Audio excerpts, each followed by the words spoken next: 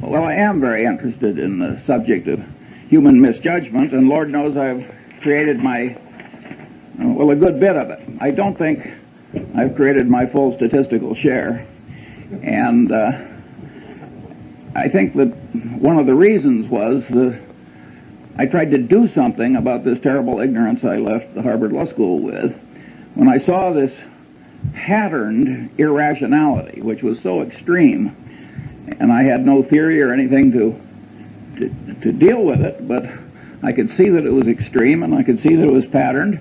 I just started to create my own system of psychology, partly by casual reading, but largely from personal experience, and I used that pattern to help me get through life. Fairly late in life, I stumbled into this book, Influence, by a psychologist named Bob Cialdini, who became a super tenured hotshot on a 2,000-person faculty at a very young age. And he wrote this book, which has now sold 300,000 copies, which is remarkable for it's an academic book aimed at a popular audience. And that filled in a lot of holes in my crude system. And when those holes had filled in, I thought I had a system that was a good working tool, and I'd like to share that one with you. And I came here because behavioral economics, how could economics not be behavioral? If it isn't behavioral, what the hell is it? I think it's fairly clear that all reality has to respect all other reality. If you come to inconsistencies, they have to be resolved. And so the idea of if there's anything valid in psychology, economics has to recognize it, and vice versa. So I think the people that are working on this fringe between economics and psychology are absolutely right to be there, and I think there's been plenty wrong over the years. Well, let me romp through as much of this list as I have time to get through. 24 standard causes of human misjudgment. First, under recognition of the power of what psychologists call reinforcement and economists call incentives. Well, you can say everybody knows that. Well, I think I've been in the top 5% of my age cohort all my life in understanding the power of incentives, and all my life I've underestimated it. And never a year passes but when I get some surprise that pushes my limit a little farther. So one of my favorite cases about the power of incentives is the Federal Express case, where heart and soul of the integrity of the system is that all the packages have to be shifted rapidly in one central location each night. And the system has no integrity if the whole shift can't be done fast. And Federal Express had one hell of a time getting the thing to work. And they tried moral suasion, they tried everything in the world, and finally somebody got the happy thought that they were paying the night shift by the hour, and that maybe if they paid them by the shift, the system would work better. And lo and behold, that solution worked. Early in the history of Xerox, Joe Wilson, who was then in the government, had to go back to Xerox because he couldn't understand how their better new machine was selling so poorly in relation to their older and inferior machine. Of course, when he got there, he found out that the commission arrangement with the salesman gave a tremendous incentive to the inferior machine. And here at Harvard, in the shadow of B.F. Skinner, there was a man who really was into reinforcement as a powerful thought. And, you know, Skinner has lost his reputation in a lot of places. But if you were to analyze the entire history of experimental science at Harvard, he'd be in the top handful. His experiments were very ingenious, the results were counterintuitive, and they were important. It is not given to experimental science to do better. What gummed up Skinner's reputation is that he developed a case of what I always call man with a hammer syndrome. To the man with a hammer, every problem tends to look pretty much like a nail. And Skinner had one of the more extreme cases in the history of academia, and this syndrome doesn't exempt bright people. It's just a man with a hammer. And Skinner is extreme example of that. And later, as I go down my list, let's go back and try and figure out why people like Skinner get man with a hammer syndrome. Incidentally, when I was at the Harvard Law School, there was a professor, naturally at Yale, who was derisively discussed at Harvard, and they used to say, "Poor old Blanchard, he thinks declaratory judgments will cure cancer." And that's the way Skinner got. And not only that, he got he was literary, and he scorned opponents who had any different way of thinking or thought anything else was important. This is not a way to make a lasting reputation if the other people turn out to also be doing something important. My second factor is simple psychological denial. This first really hit me between the eyes when a friend of our family had a super athlete, super student son who flew off a carrier in the North Atlantic and never came back. And his mother, who was a very sane woman, just never believed he was dead. And, of course, if you turn on the television, you find the mothers of the most obvious criminals that man could ever diagnose, and they all think their sons are innocent. Simple psychological denial. The reality is too painful to bear, so you just distort it until it's bearable. We all do that to some extent, and it's a common psychological misjudgment that causes terrible problems. Third, incentive-caused bias, both in one's own mind and that of one's trusted advisor, where it creates what economists call agency costs. Here, my early experience was a doctor who sent bushel baskets full of normal gallbladders down to the pathology lab in a leading hospital in Lincoln, Nebraska. And with that quality control for which community hospitals are famous, about 5 years after he should have been removed from the staff, he was. And one of the old doctors who participated in the removal was also a family friend. And I asked him, I said, tell me, did he think here's a way for me to exercise my talents? This guy was very skilled, technically, and make a high living by doing a few maimings and murders every year, along with some frauds? He said, hell no, Charlie. He thought that the gallbladder was the source of all medical evil, and that if you really loved your patients, you couldn't get that organ out rapidly enough. Now, that's an extreme case, but in lesser strength, it's present in every profession and in every human being. And it causes perfectly terrible behavior. If you take sales presentations of brokers of commercial real estate and businesses, I'm 70 years old. I've never seen one I thought was even within hailing distance of objective truth. And if you want to talk about the power of incentives and the power to rationalize terrible behavior, after the Defense Department had had enough experience with cost-plus percentage of cost contracts, the reaction of our republic was to make it a crime for the federal government to write one. And not only a crime, but a felony. And by the way, the government's right. But a lot of the way the world is run, including most law firms and a lot of other places, they've still got a cost-plus percentage of cost system. And human nature, with its version of what I call incentive-caused bias, causes this terrible abuse. And many of the people who are doing it, you would be glad to have marry into your family compared to what you're otherwise going to get. Now, there are huge implications from the fact that human mind is put together this way, and that is that people who create things like cash registers, which make misbehavior hard, are some of the effective saints of our civilization.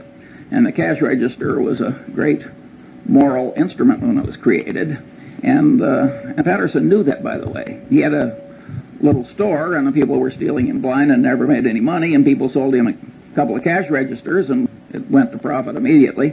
And, of course, he closed the store and went into the cash register business, and with results which are so this is a huge, important thing. If you read the psychology text, you will find that if they're 1,000 pages long, there's one sentence.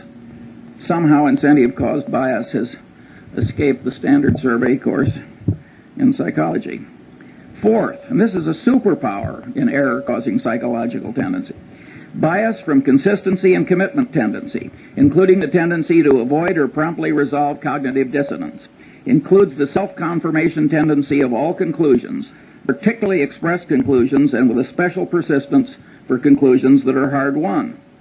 But what I'm saying here is that the human mind is a lot like the human egg. And the human egg has a shut-off device. When one sperm gets in, it shuts down so the next one can't get in. The human mind has a big tendency of the same sort. And here again, it doesn't just catch ordinary mortals, it catches the deans of physics. According to Max Planck, the really innovative, important new physics was never really accepted by the old guard. Instead, a new guard came along that was less brain-blocked by its previous conclusions. And if Max Planck's crowd had this consistency and commitment tendency that kept their old conclusions intact in spite of disconfirming evidence, you can imagine what the crowd that you and I are part of behaves like. And of course, if you make a public disclosure of your conclusion, you're pounding it in to your own head. Many of these students that are screaming at us, they aren't convincing us, but they're forming mental chains for themselves, because what they're shouting out, they're pounding in. And I think educational institutions that create a climate where too much of that goes on are, in a fundamental sense, they're irresponsible institutions. It's very important to not put your brain in chains too young by what you shout out.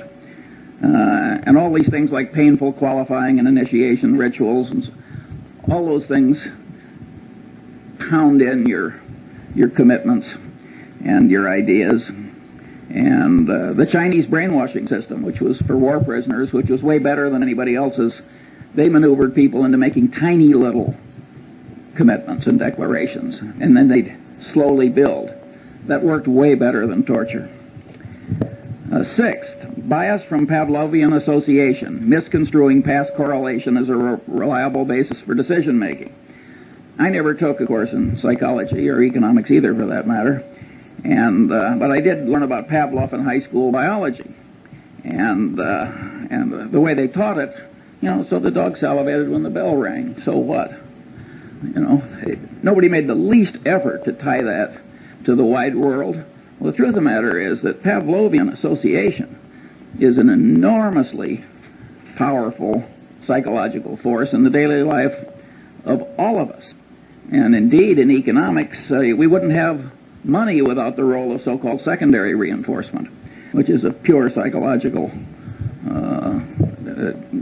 phenomenon demonstrated in the laboratory. Practically, I'd say 3/4 of advertising works on pure Pavlov.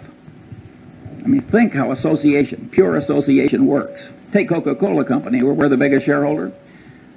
They want to be associated with every wonderful image. Heroics in the Olympics, wonderful music, you name it. They don't want to be associated with presidents' funerals and so forth. When have you seen a Coca-Cola ad? And the association really works. And all these psychological tendencies work largely or entirely on a subconscious level, which makes them very insidious. Then you've got Persian messenger syndrome. The Persians really did kill the messenger who brought the bad news. You think that is dead? I mean, you should have seen Bill Paley in his last 20 years. He didn't hear one damn thing he didn't want to hear. People knew that it was bad for the messenger to bring Bill Paley things he didn't want to hear. Well, that means that the leader gets in a cocoon of unreality. And it's a great big enterprise, and boy, did he make some dumb decisions in the last 20 years.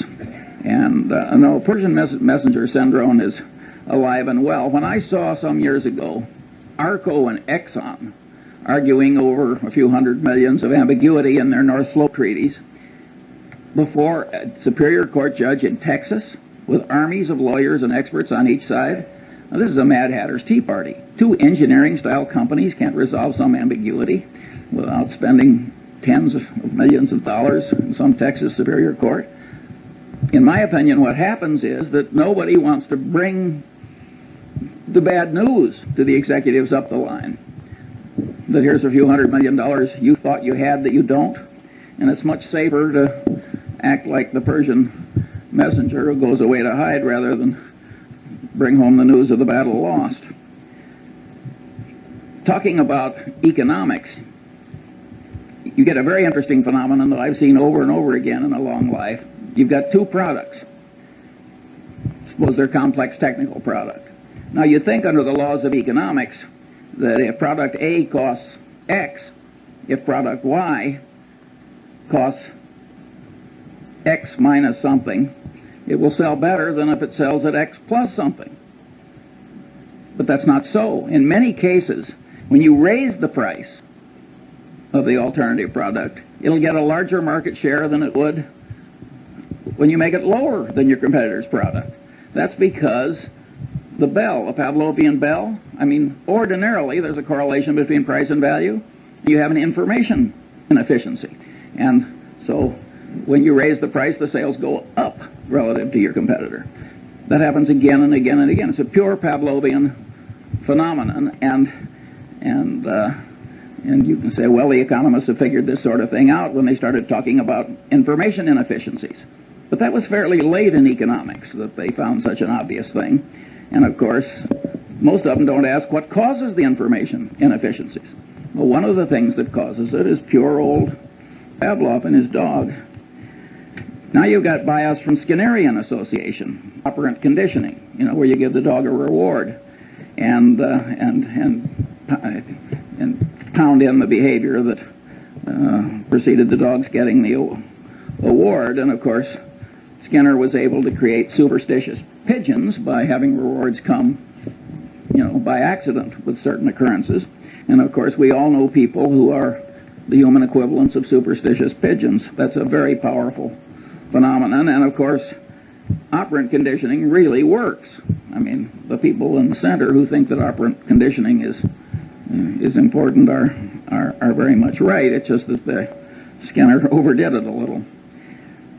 Where you see in business just perfectly horrible results from psychologically rooted tendencies is in accounting.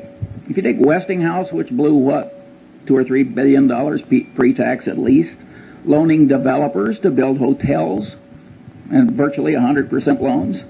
Now you say any idiot knows that there's one thing you don't like, it's a developer, and another you don't like, it's a hotel. And to make 100% loan to a developer who's going to build a hotel, but this guy, he probably was an engineer or something, and he didn't take psychology any more than I did, and he got out there in the hands of these slick salesmen operating under their version of incentive cost bias, where any damn way of getting Westinghouse to do it was considered normal business, and they just blew it.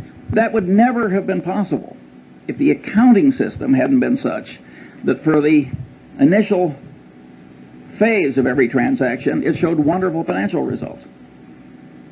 So people who have loose accounting standards are just inviting perfectly horrible behavior in other people, and it's a sin. It's an absolute sin.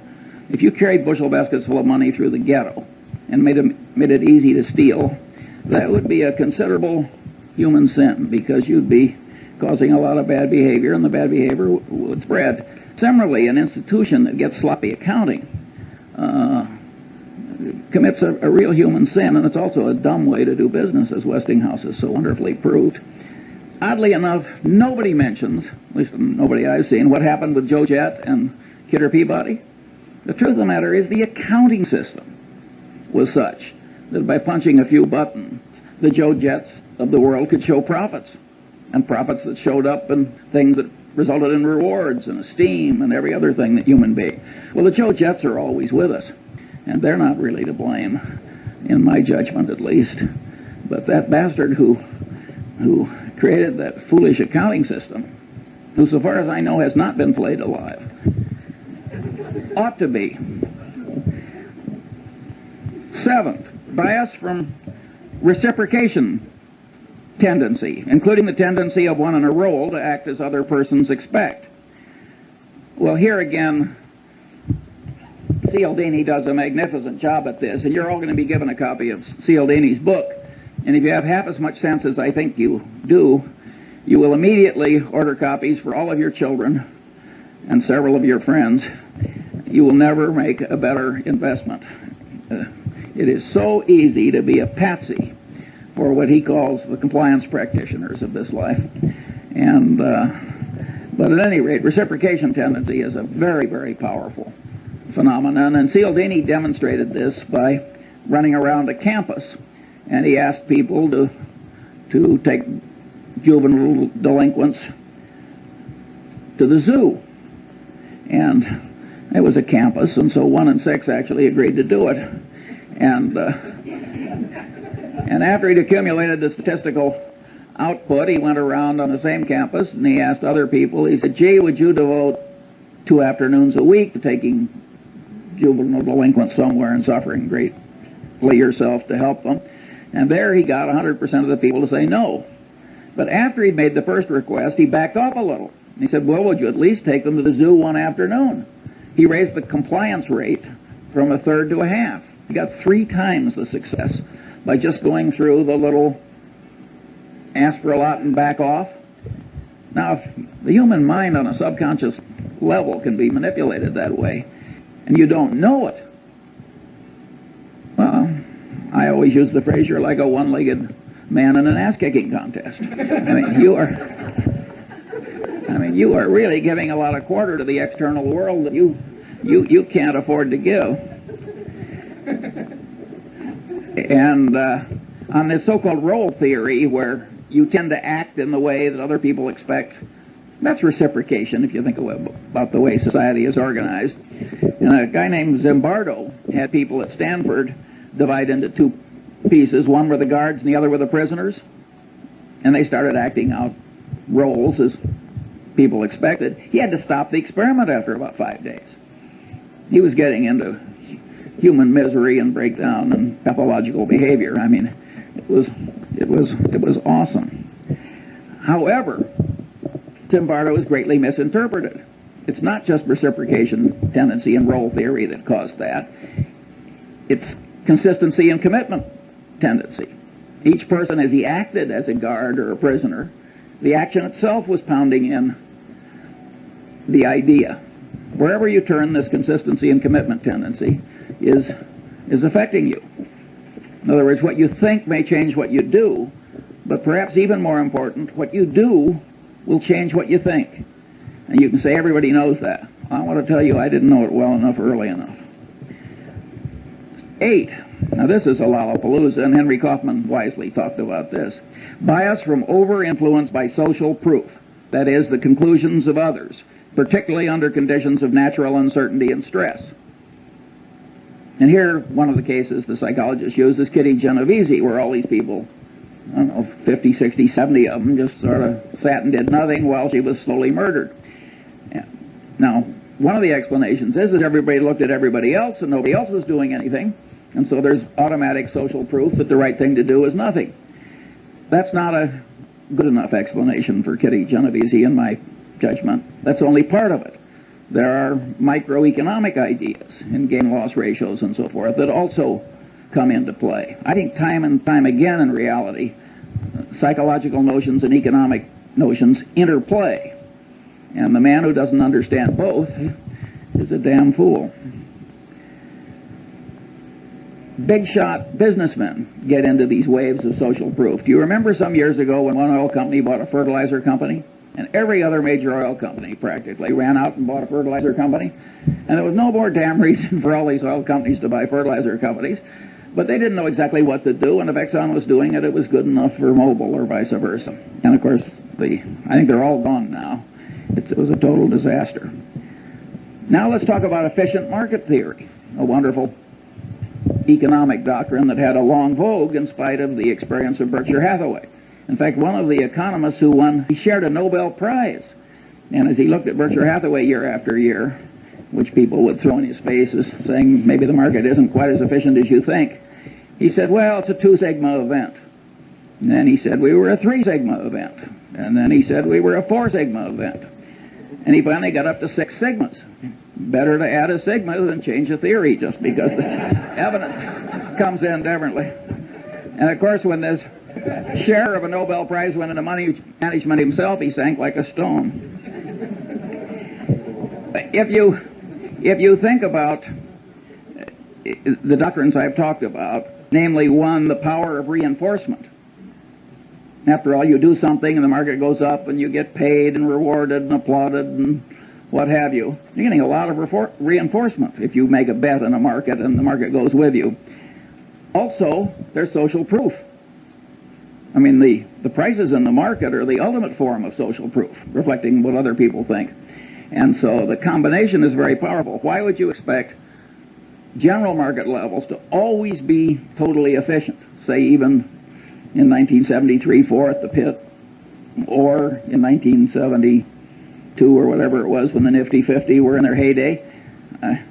If these psychological notions are correct, you would expect some waves of irrationality, which carry general levels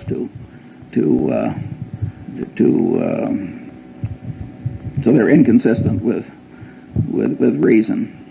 9. What made these economists love the efficient market theory is the math was so elegant. And after all, math was what they'd learned to do. The man with a hammer, every problem tends to look pretty much like a nail. The alternative truth was a little messy. And they'd forgotten the great economist Keynes, whom I think said, better to be roughly right than precisely wrong. 9. Bias from contrast cause distortions of sensation, perception, and cognition. Here the great experiment that Cialdini does in his class is he takes 3 buckets of water. One's hot, one's cold, and one's room temperature.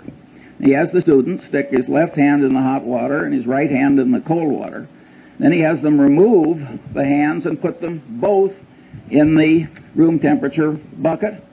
And of course, with both hands in the same bucket of water, one seems hot and the other seems cold, because the sensation apparatus of man is over-influenced by contrast. It has no absolute scale. It's got a contrast scale in it. And it's a scale with quantum effects in it, too. It takes a certain percentage change before it's noticed.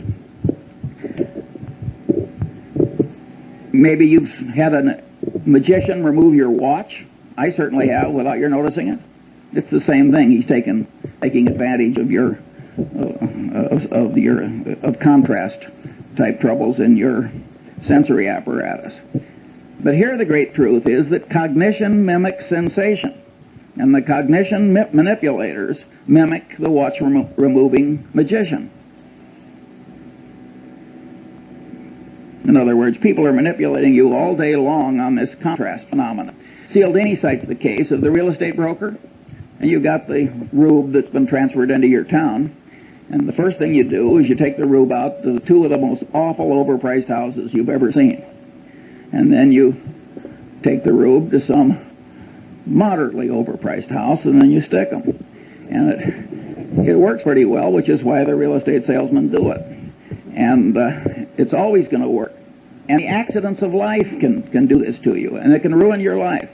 In my generation, when women lived at home until they got married, I saw some perfectly terrible marriages made by highly desirable women because they lived in terrible homes. And I've seen some terrible second marriages which were made because they were slight improvements over an even worse first marriage. And you think you're immune from these things and you laugh, and I want to tell you, you aren't. And my favorite analogy, I can't vouch for the accuracy of. I have this worthless friend I like to play bridge with, and he's a total intellectual amateur that lives on inherited money. But he told me once something I really enjoyed hearing. He said, Charlie, he says, if you throw a frog into very hot water, the frog will jump out. But if you put the frog in room temperature water and just slowly heat the water up, the frog will die there. Now, I don't know whether that's true about a frog, but it sure is hell true about many of the businessmen I know. And there again, it is the contrast phenomenon. These are hotshot, high-powered people. I mean, these are not fools. If it comes to you in small pieces, you're likely to miss. So you have to, if you're going to be a person of good judgment, you have to do something about this warp in your head where it's so misled by mere contrast. Bias from over-influence by authority. Well, here the Milgram experiment, as it's caused, I think there have been 1,600 psychological papers written about Milgram. And he had a person posing as an authority figure trick ordinary people into giving what they had every reason to expect was heavy torture by electric shock to perfectly innocent fellow citizens. And the experiment has been, he was trying to show that why Hitler succeeded and a few other things. So this really caught the fancy of the world. Partly it's so politically correct, and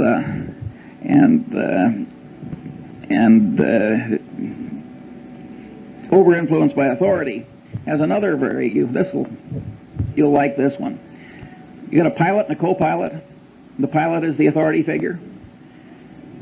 They don't do this in airplanes, but they've done it in simulators. They have the pilot do something where the co-pilot, who's been trained in simulators a long time, he knows he's not to allow the plane to crash. They have the pilot to do something where an idiot co-pilot would know the plane was going to crash, but the pilot's doing it and the co-pilot is sitting there and the pilot is the authority figure. 25% of the time the plane crashes. I mean, this is a very powerful psychological tendency. It's not quite as powerful as some people think, and I'll get to that later. 11, bias from deprival superreaction syndrome, including bias caused by present or threatened scarcity, including threatened removal of something almost possessed but never possessed. Here I took the Munger dog, lovely, harmless dog. The only way to get that dog to bite you was to try and take something out of its mouth after it was already there. And any of you who've tried to do takeaways in labor negotiations will know that the human version of that dog is there in all of us. And I had a predecessor on a little island where I have a house, and his next door neighbor put a little pine tree in that was about 3 feet high, and it turned his 180-degree view of the harbor into 179 3/4. Well, they had a blood feud like the Hatfields and McCoys, and it went on and on and on. And I mean, people are really crazy about minor decrements down. And then, if you act on them, you get into reciprocation tendency, because you don't just reciprocate affection, you reciprocate animosity, and the whole thing can escalate. And so, huge insanities can come from just subconsciously overweighing the importance of what you're losing or almost getting and not getting. And the extreme business case here was New Coke. Now, Coca-Cola has the most valuable trademark in the world. We're the major shareholder. I mean, I think we understand that trademark. Coke has armies of brilliant engineers, lawyers, psychologists, advertising executives, and so forth. And they had a trademark on a flavor, and they'd spent the better part of 100 years getting people to believe that trademark had all these intangible values too. And people associated it with a flavor. And so they were going to tell people not that it was improved, because you can't improve a flavor. If a flavor is a matter of taste, I mean, you may improve a detergent or something, but telling you're going to make a major change in a flavor. I mean, so they got this huge deprival superreaction syndrome. Pepsi was within weeks of coming out with old Coke in a Pepsi bottle, which would have been the biggest fiasco in modern times. Perfect insanity. And by the way, both Goizueta and Keogh are just wonderful about it. I mean, they just joke. I mean, they don't. Keogh always says, I must have been away on vacation. He participated in every single...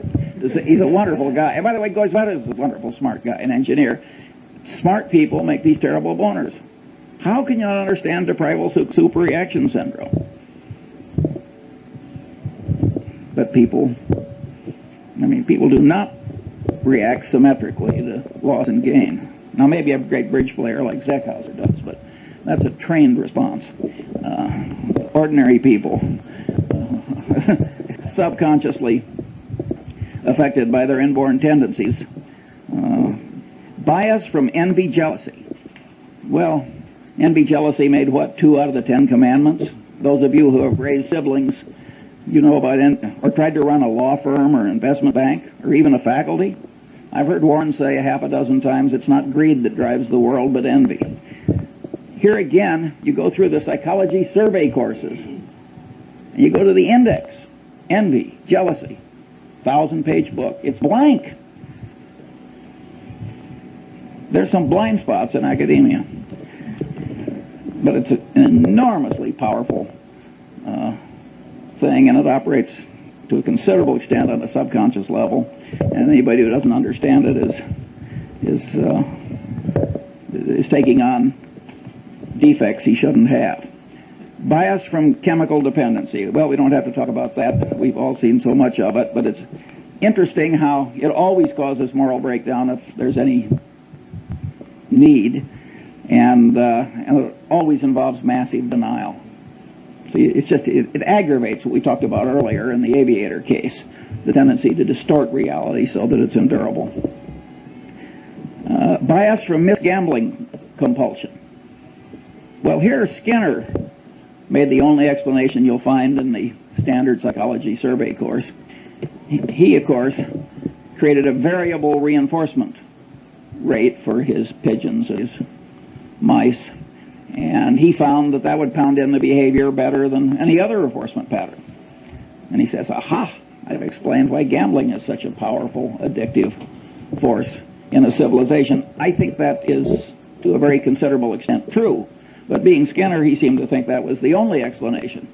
But the truth of the matter is that the devisers of these modern machines and techniques know a lot of things that Skinner didn't know. For instance, a lottery. You have a lottery where you get your number by lot, and then somebody draws a number by lot. It gets lousy play. You get a lottery where people get to pick their number. Get big play. Again, it's this consistency and commitment thing. People think that if they have committed to it, it has to be good. And the minute they've picked it themselves, it gets an extra validity. After all, they thought it and they acted on it. And then if you take slot machines, you get bar, lemon. That happens again and again and again. You get all these near misses. Well, that's deprival superreaction syndrome. And boy, do the people who create the machines understand human psychology. And if you got, for the high IQ crowd, they've got poker machines where you make choices. So you can play blackjack, so to speak, with the machine. It's wonderful what we've done with our computers to ruin a civilization. And but anyway, misgambling compulsion is a very, very powerful and important thing. Look at what's happening to our country. Every Indian reservation, every river town, and look at the people who are ruined by it with the aid of their stockbrokers and others. And again, if you look in the standard textbook of psychology, you'll find practically nothing on it except maybe one sentence talking about Skinner's rats. That is not an adequate coverage of the subject.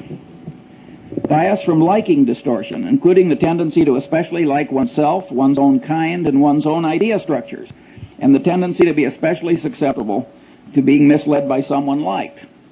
Disliking distortion, bias from that.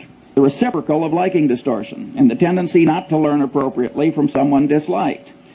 Well, here again we've got hugely powerful tendencies, and if you look at the wars in part of the Harvard Law School, as we sit here, you can see that very brilliant people get into this almost pathological behavior. And these are very, very powerful, basic, subconscious psychological tendencies, or at least partly subconscious. Now let's get back to B.F. Skinner, man with a hammer syndrome revisited. Why is man with the hammer syndrome always present?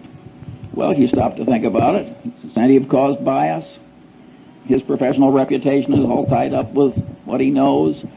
He likes himself and he likes his own ideas.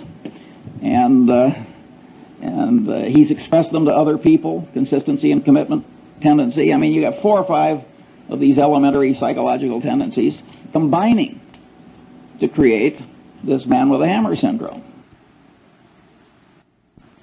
And once you realize that you can't really buy your thinking done, partly you can, but largely you can't in this world, you have learned a lesson that's very useful in life. George Bernard Shaw said, and had a character say in The Doctor's Dilemma, in the last analysis, every profession is a conspiracy against the laity. But he didn't have it quite right, because it isn't so much a conspiracy as it is a subconscious psychological tendency. The guy tells you what is good for him. He doesn't recognize that he's doing anything wrong any more than that doctor did when he was pulling out all those normal gallbladders. And he believes that his own idea structures will cure cancer. And he believes that the demons that he's the guardian against are the biggest demons and the most important ones. And in fact, they may be very small demons compared to the demons that you face. So you're getting your advice in this world from your paid advisor with this huge load of ghastly bias. And woe to you. There are only two ways to handle it. You can hire your advisor and then just apply a windage factor, like I used to do when I was a rifle shooter. I just adjust for so many miles an hour of wind. Or you can learn the basic elements of your advisor's trade. You don't have to learn very much, by the way, because you learn just a little, and then you can make him explain why he's right. And those two tendencies will take part of the warp out of the thinking you've tried to hire done. By and large, it works terribly. I have never seen a management consultant's report in my long life that didn't end with the following paragraph: what this situation really needs is more management consulting. Never once. I always turn to the last page. Of course, Berkshire Hathaway doesn't hire them, so I only do this on sort of a voyeuristic basis. Sometimes I'm in a non-profit where some idiot hires one.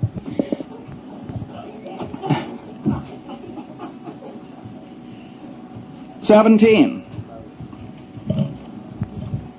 Bias from the non-mathematical nature of the human brain in its natural state, as it deals with probabilities employing crude heuristics, and is often misled by mere contrast, a tendency to overweigh conveniently available information, and other psychologically rooted misthinking tendencies on this list, when the brain should be using the simple probability mathematics of Fermat and Pascal, applied to all reasonably obtainable and correctly weighted items of information that are of value in predicting outcomes.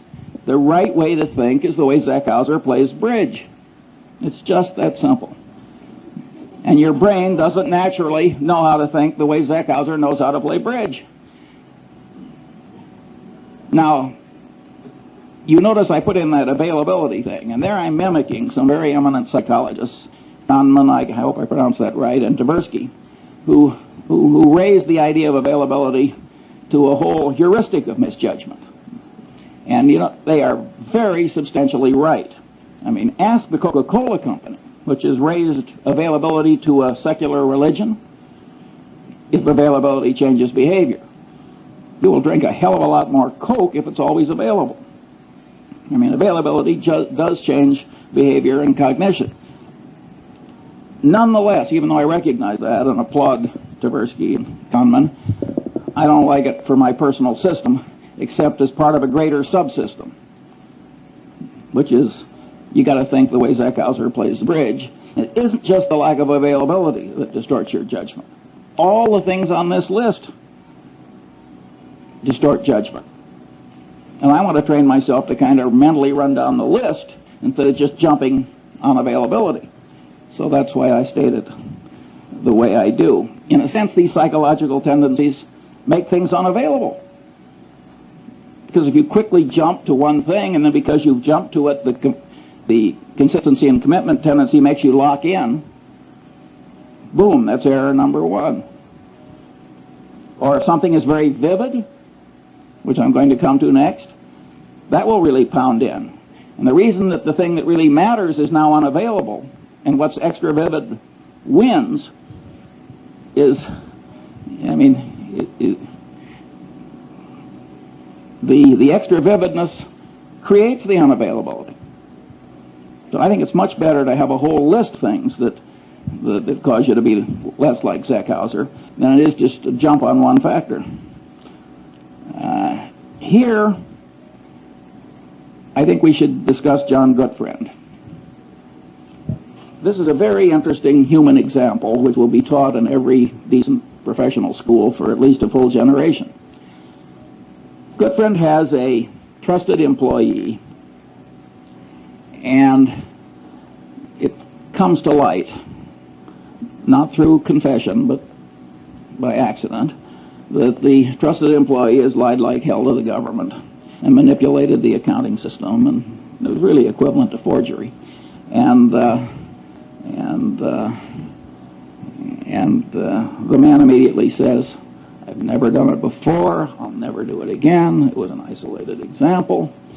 And of course, it was obvious that he was trying to help the government as well as himself, because he thought the government had been dumb enough to pass a rule that he'd spoken against.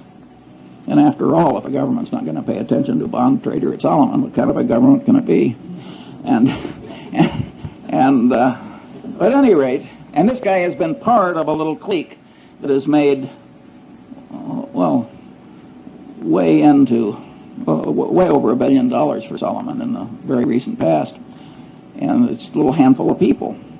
And so there are a lot of psychological forces at work. And you know the guy's wife, and he's right in front of you, and there's human sympathy, and he's sort of asking for your help, which is a form which encourages reciprocation, and there are all these psychological tendencies are working, plus the fact he's part of a group that will pay a lot of money for you.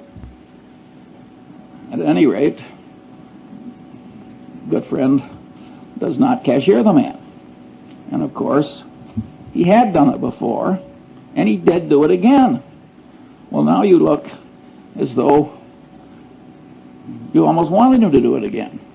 Or God knows what you look like, but it isn't good. And that simple decision destroyed John Goodfriend. And it's so easy to do. Now let's think it through like the bridge player, like Zeckhauser. You find an isolated example of a little old lady in the Seas Candy Company, one of our subsidiaries, getting into the till.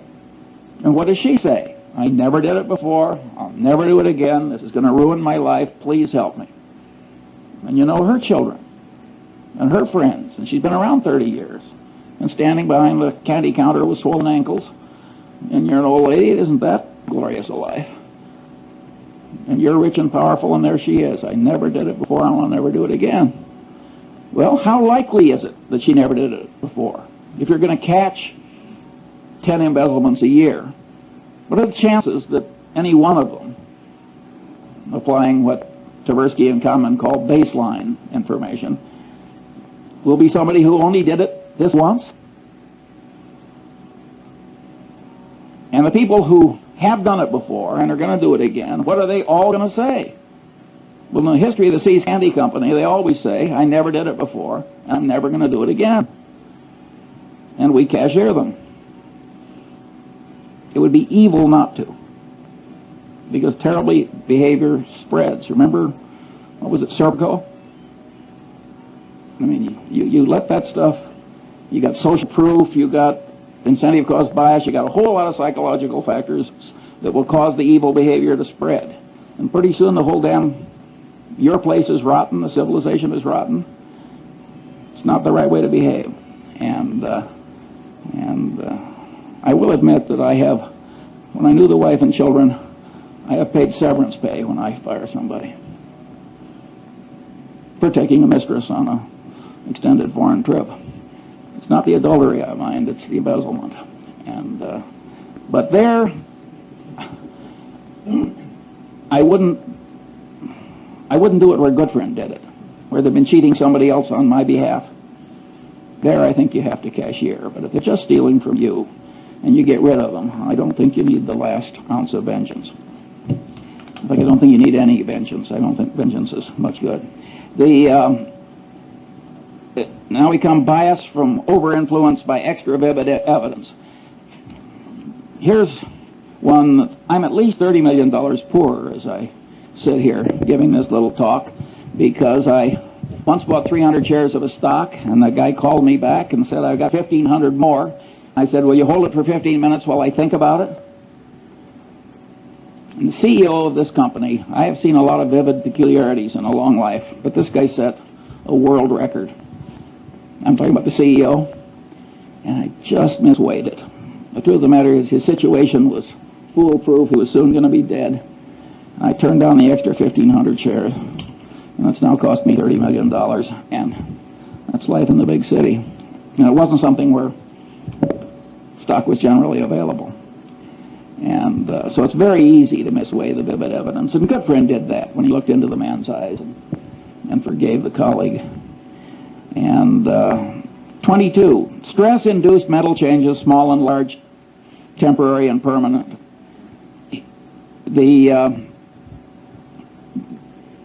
I've skipped one.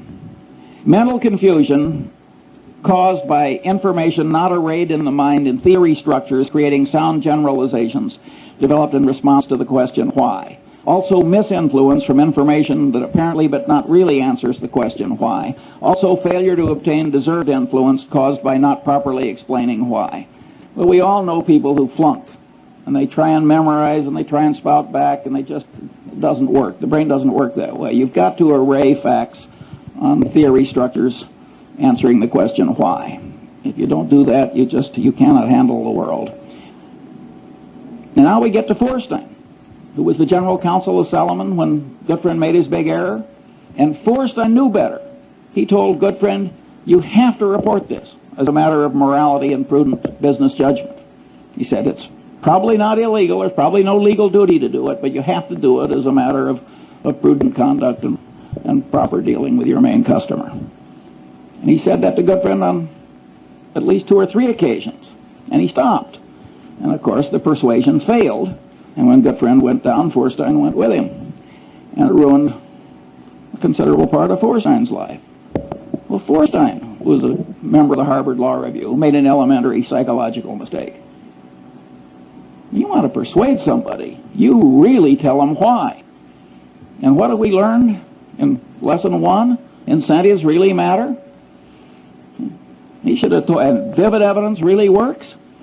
He should have told Goodfriend, you are likely to ruin your life and disgrace your family and lose your money. And is Mosier worth this? I know both men. That would have worked. So Feuerstein flunked elementary psychology, this very sophisticated, brilliant lawyer. But don't you do that. It's not very hard to do, just to remember that why is terribly important. Other normal limitations of sensation, memory, cognition, and knowledge, well, I don't have time for that. Stress-induced mental changes. Here my favorite example is the great Pavlov. And he had all these dogs in cages which had all been conditioned into changed behaviors. And the great Leningrad flood came and just went right up, and the dog's in a cage. And the dog had as much stress as you can imagine a dog ever having. And the water receded in time to save some of the dogs, and Pavlov noted that they'd had a total reversal of their conditioned personality.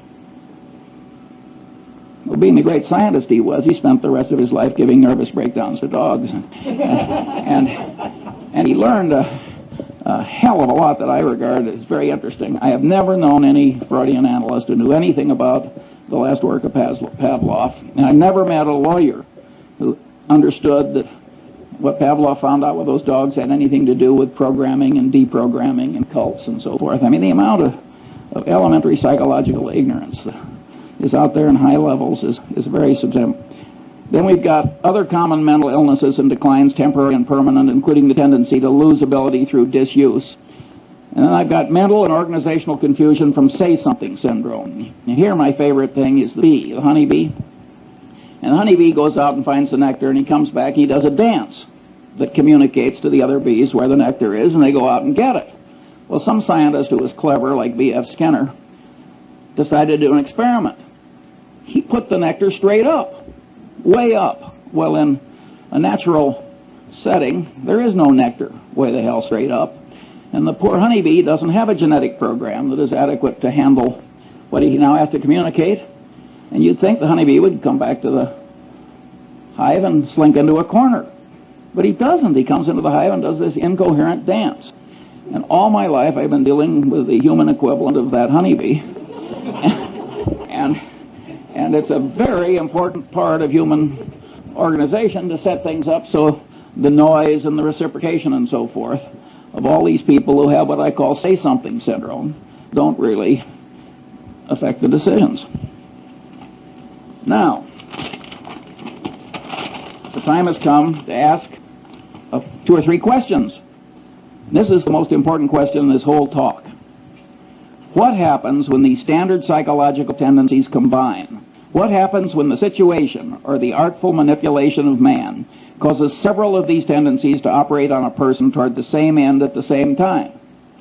The clear answer is the combination greatly increases power to change behavior compared to the power of merely one tendency acting alone. Examples are Tupperware parties.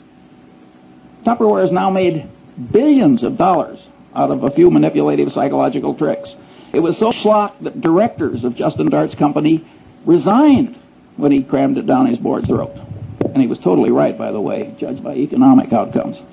Mooney conversion methods. Boy, do they work. He just combines 4 or 5 of these things together. The system of Alcoholics Anonymous. A 50% no drinking rate outcome when everything else fails. It's a very clever system that uses 4 or 5 psychological systems at once toward, I might say, a very good end. The Milgram experiment. See, Milgram, it's been widely interpreted as mere obedience. But the truth of the matter is that the experimenter who got the students to give the heavy shocks in Milgram, he explained why. It was a false explanation. We need this to look for scientific truth and so on. That greatly changed the behavior of the people. And number 2, he worked them up. Tiny shock, little larger. So commitment and consistency tendency and the contrast principle were both working in favor of this behavior. So again, it's 4 different psychological tendencies. That's when you get these Lollapalooza effects, you will almost always find 4 or 5 of these things working together. When I was young, there was a whodunit hero who always said, cherchez la femme. And what you should search for in life is the combination, because the combination is likely to do you in. Or if you're the inventor of Tupperware parties, it's likely to make you enormously rich if you can stand shaving when you do it. Then one of my favorite cases is the McDonnell-Douglas airliner evacuation disaster. The government requires that airliners pass a bunch of tests. One of them is evacuation. Get everybody out. I think it's 90 seconds or something like that. It's some short period of time. The government has rules, make it very realistic, so on and so on. You can't select nothing but 20-year-old athletes to evacuate your airliner. So McDonnell-Douglas schedules one of these things in a hangar, and they make the hangar dark, and the concrete floor is 25 feet down, and they got these little rubber chutes, and they got all these old people, and they ring the bell, and they all rush out, and in the morning, when the first test is done, they create, 20 terrible injuries that will go off to hospitals. And of course, they scheduled another one for the afternoon. By the way, they didn't meet the time schedule either, in addition to causing all the injuries. Well, so what do? They do it again in the afternoon. Now they create 20 more injuries and 1 case of a severed spinal column with permanent unfixable paralysis. These are engineers, these are brilliant people, this is thought over through in a big bureaucracy. Again, it's a combination of a tendency. Authorities told you to do it. He told you to make it realistic. You've decided to do it. You've decided to do it twice. Incentive cost bias. If you pass, you save a lot of money. You've got to jump this hurdle before you can sell your new airliner. Again, 3, 4, 5 of these things work together, and it turns human brains into mush. And maybe you think this doesn't happen in picking investments? If so, you're living in a different world than I am. Finally, the open outcry auction. The open outcry auction is just made to turn the brain into mush. You get social proof, the other guy is bidding, you get reciprocation tendency, you get deprival superreaction syndrome, the thing is going away. I mean, it's just absolutely designed to manipulate people into idiotic behavior. Finally, the institution of the board of directors of a major human American company. Well, the top guy is sitting there, he's an authority figure. He's doing asinine things. You look around the board, nobody else is objecting. Social proof, it's okay. Reciprocation tendency, he's raising the director's fees every year.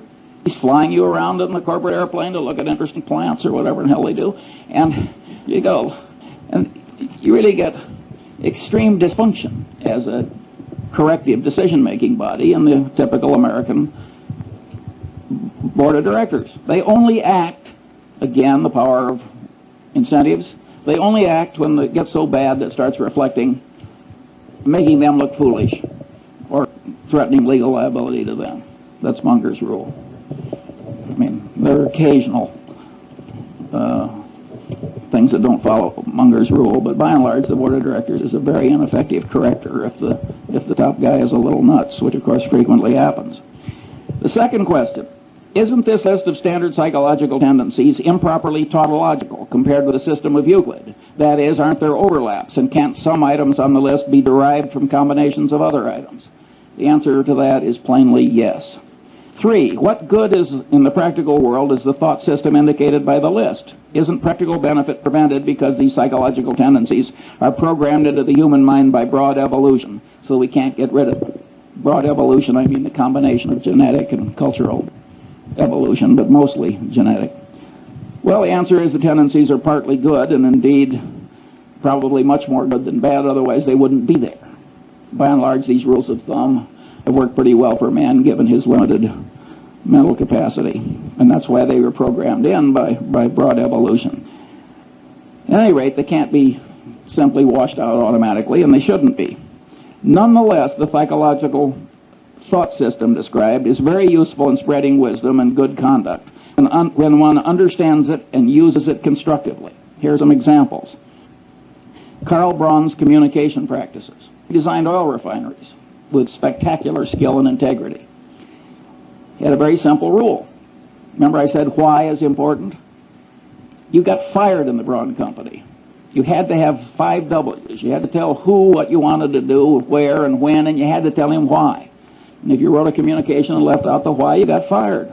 Because Braun knew it's complicated building an oil refinery. And it can blow up, all kinds of things happen. And he knew that his communication system worked better if you always told him why. That's a simple discipline, and boy does it work. 2, the use of simulators in pilot training. Here again, abilities attenuate with disuse. Well, the simulator is God's gift because you can keep them fresh. The system of Alcoholics Anonymous. That's certainly a constructive use of somebody understanding psychological tendencies. I think they just blundered into it, as a matter of fact. So you can regard it as kind of an evolutionary outcome. But just because they blundered into it doesn't mean you can't invent its equivalent when you need it for a good purpose. Clinical training in medical schools. Here's a profoundly correct way of understanding psychology. The standard practice is watch one, do one, teach one. Boy, does that pound in what you want pounded in. Again, the consistency and commitment tendency. And that is a profoundly correct way to teach clinical medicine. The rules of the U.S. Constitutional Convention.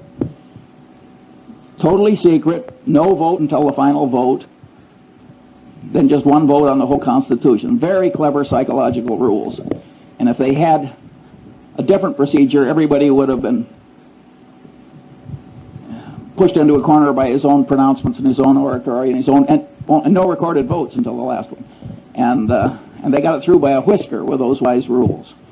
We wouldn't have had the Constitution if our forefathers hadn't been so psychologically acute. And look at the crowd we got now. 6, the use of Granny's rule. I love this. One of the psychologists who works with the Center gets paid a fortune running around America, and he teaches executives to manipulate themselves. Now, Granny's rule is you don't get the ice cream unless you eat your carrots. Well, Granny was a very wise woman. That is a very good system. And so this guy, very eminent psychologist, he runs around the country telling executives to organize their day. So they force themselves to do what's unpleasant and important by doing that first and then rewarding themselves with something they really like doing. He is profoundly correct. 7, the Harvard Business School's emphasis on decision trees. When I was young and foolish, I used to laugh at the Harvard Business School. I said, they're teaching 28-year-old people that high school algebra works in real life. We're talking about elementary probability. But later I I wised up and I realized that it was very important that they do that, and better late than never. 8, the use of postmortems at Johnson & Johnson. At most corporations, if you make an acquisition and it works out to be a disaster, all the paperwork and presentations that caused the dumb acquisition to be made are quickly forgotten. You got denial, you got everything in the world. You got Pavlovian association tendency. Nobody wants to even be associated with the damn thing or even mention it. Johnson & Johnson, they make everybody revisit their old acquisitions and wade through the presentations. That is a very smart thing to do. And by the way, I do the same thing routinely. 9, the great example of Charles Darwin is he avoided confirmation bias. Darwin probably changed my life because I'm a biography nut. And when I found out the way he always paid extra attention to the disconfirming evidence and all these little psychological tricks, I also found out that he wasn't very smart by the standards, the ordinary standards of human acuity. Yet there he is, buried in Westminster Abbey. That's not where I'm going, I'll tell you. And I said, my God, here's a guy that, by all objective evidence, is not nearly as smart as I am, and he's in Westminster Abbey. He must have tricks I should learn. And I started wearing little hair shirts like Darwin to try and train myself out of these subconscious psychological tendencies that cause so many errors. It didn't work perfectly, as you can tell from listening to this talk, but it would have been even worse if I hadn't done what I did. And you can know these psychological tendencies and avoid being the patsy of all the people that are trying to manipulate you to your disadvantage, like Sam Walton. Sam Walton will let a purchasing agent take a handkerchief from a salesman. He knows how powerful the subconscious reciprocation tendency is. That is a profoundly correct way for Sam Walton to behave. Then there's the Warren Buffett rule for open outcry auctions. Don't go. We don't go to the closed bid auctions, too, because that's a counterproductive way to do things ordinarily for a different reason, which Zeckhauser would understand. 4, what special knowledge problems lie buried in the thought system indicated by the list? Well, one is paradox. Now we're talking about a type of human wisdom that the more people learn about it, the more attenuated the wisdom gets. That's an intrinsically paradoxical kind of wisdom. But we have paradox in mathematics, and we don't give up mathematics. I say, damn the paradox. This stuff is wonderfully useful. And by the way, the granny's rule, when you apply it to yourself, is sort of a paradox in a paradox. The manipulation still works even though you know you're doing it. And I've seen that done by one person to another. I drew this beautiful woman as my dinner partner a few years ago, and I'd never seen her before, although she's married to a prominent Angelino, and she sat down next to me and she turned her beautiful face up and she said, Charlie, she said, what one word accounts for your remarkable success in life? Now, I knew I was being manipulated and that she'd done this before, and I just loved it. I never see this woman without a little lift in my spirits. And by the way, I told her I was rational.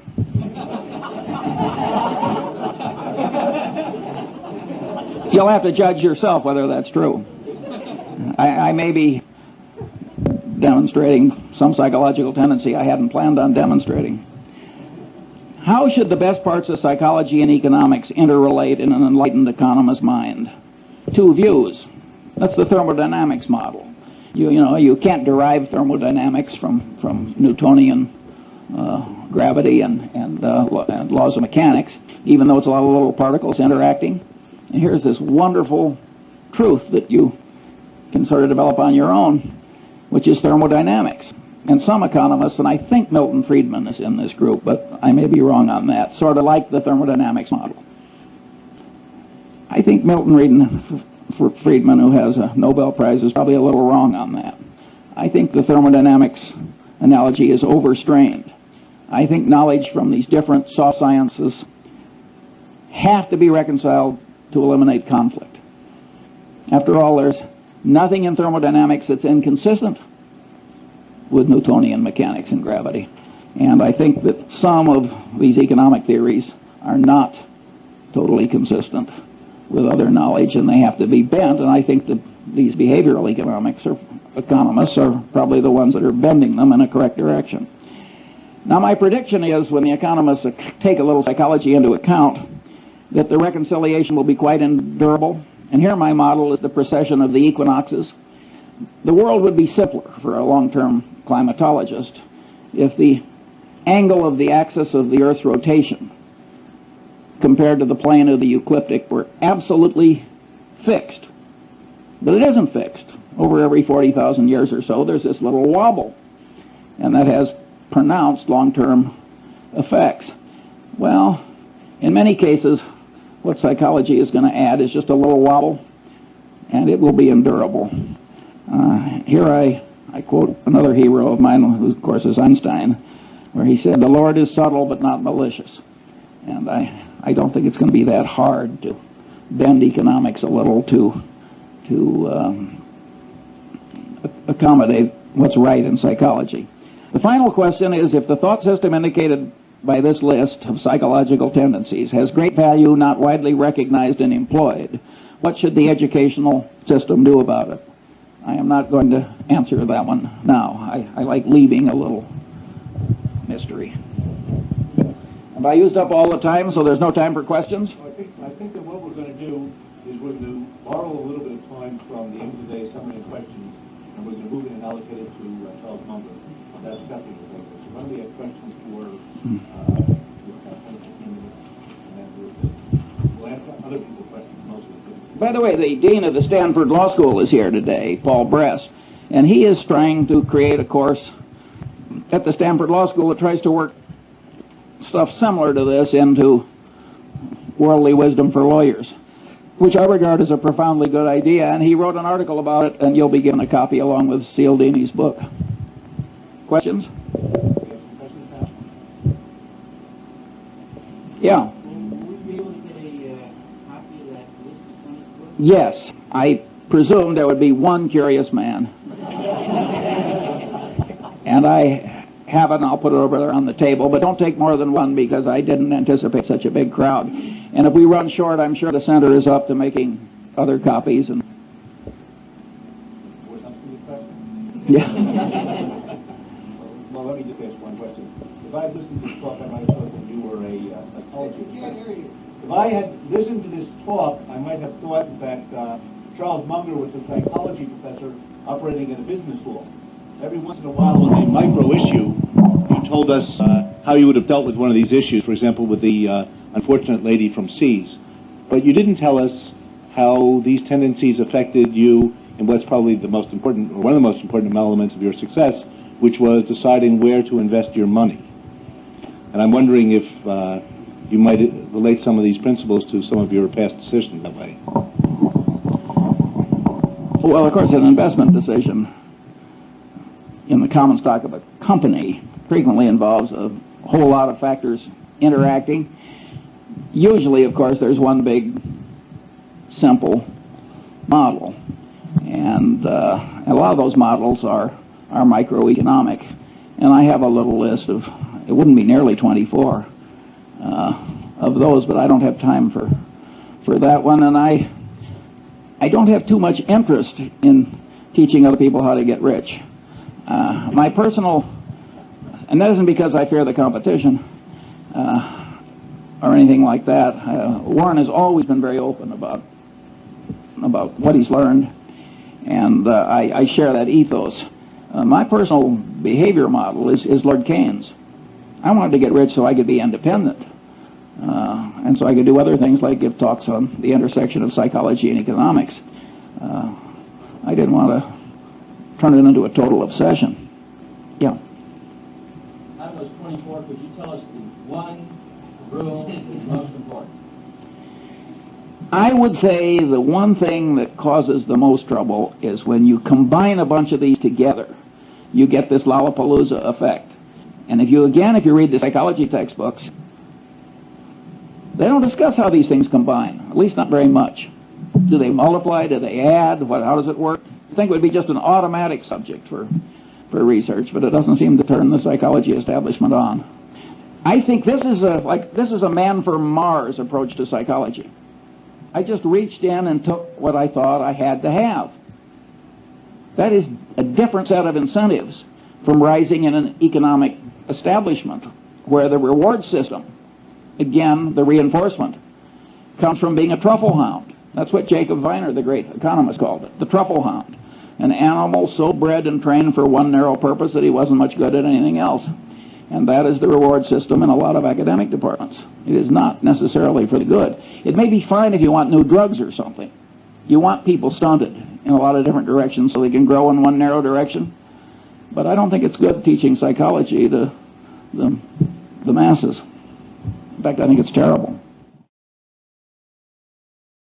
在一次深刻的演讲中，查理芒格分享了他对人类错误判断的深刻见解，这源于他毕生对心理学和经济学的研究与融合。他批判了单纯的经济学模型，强调行为经济学的重要性，并揭示了24种导致人类非理性行为的常见心理偏误。芒格探讨了从强化和激励、心理否认、承诺与一致性偏误到巴甫洛夫式联想、社会认同、对比效应和权威影响等一系列偏误。他通过联邦快递、施乐、可口可乐、新可乐等真实案例，生动地阐释了这些偏误如何在商业和日常生活中造成灾难性后果。芒格特别强调了 Lollapalooza 效应，即多种偏误同时作用时，其改变行为的力量会极大增强。最后，他提出了利用这些心理学洞察力来提升智慧和良好行为的建设性方法，例如卡尔、布劳恩的5个 W 沟通原则、达尔文的反确认偏误习惯，以及沃伦、巴菲特避免拍卖的策略，呼吁教育系统将这些跨学科知识融入学习中，以帮助人们做出更理性的决策。